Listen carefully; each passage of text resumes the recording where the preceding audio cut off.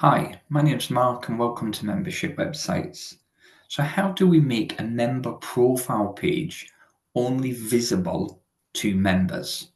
Let's have a look. Let's just first of all hit search on the search bar, and we can see we've got three sample profiles just here. And if we view sample member one, we can view the listing and we can see it.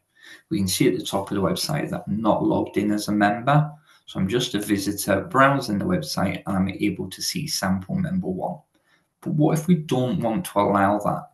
Let's first of all navigate to admin, go to finance, membership plans. Sample member one is also in membership plan one, so we'll edit that one.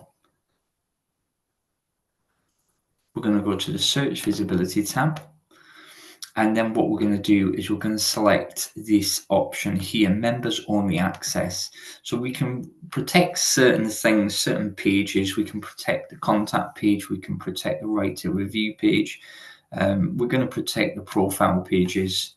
Okay, so we just tick that and make sure that that's ticked in the drop down. We're going to go back up and save that. We're going to go back here and we're going to go back to the home page. And then what we're going to do is go through the whole cycle again. So we're going to hit the search bar. We're going to find sample member one. And we're going to view their listing. And straight away we get this content blocked. This content is for members only. So we can click back and we can go back to the previous page, which is the search results. All of these members are actually under membership plan one. So this will apply to all of them.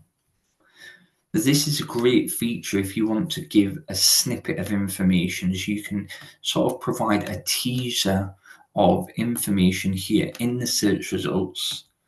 But in order for them to read more, you have to click on view listing and they're going to have to sign up. They're going to have to follow your sign up process. But overall, that is how you ensure that member profiles are only visible to members and not to the general public. I hope you found that video useful and thanks for watching.